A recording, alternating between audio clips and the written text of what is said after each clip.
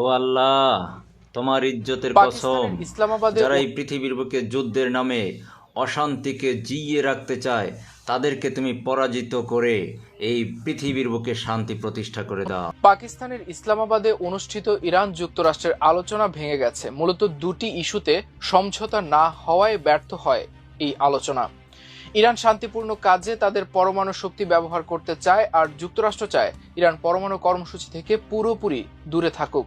শান্তিপূর্ণ বা অস্ত্র বানানো কোনো কিছুতেই সম্মত না ওয়াশিংটন, যে কারণে ইরান পরমাণু অস্ত্র নির্মাণ বন্ধে 100 ভাগ গ্যারান্টি দিতে চাইলেও তাতে মন ভরছে না যুক্তরাষ্ট্রের। আর দ্বিতীয় বিষয়টি হলো হরমুজ প্রণালী। যুক্তরাষ্ট্র চায় এই প্যাসেজে তারা মাইন সরাবে, পাশাপাশি বিনা টোলে আগের মতোই যাওয়া আসার অবাধ পথ নিশ্চিত করতে চায় তারা। এতে আবার ইরান রাজি না, তারা মধ্যপ্রাচ্যে যুক্তরাষ্ট্রের কোনো ঘাঁটি দেখতে চায় না। মাইন অপসারণের নামে যুক্তরাষ্ট্রের হরমুজে আসাকেও স্বাভাবিকভাবে দেখছে না তেহরান।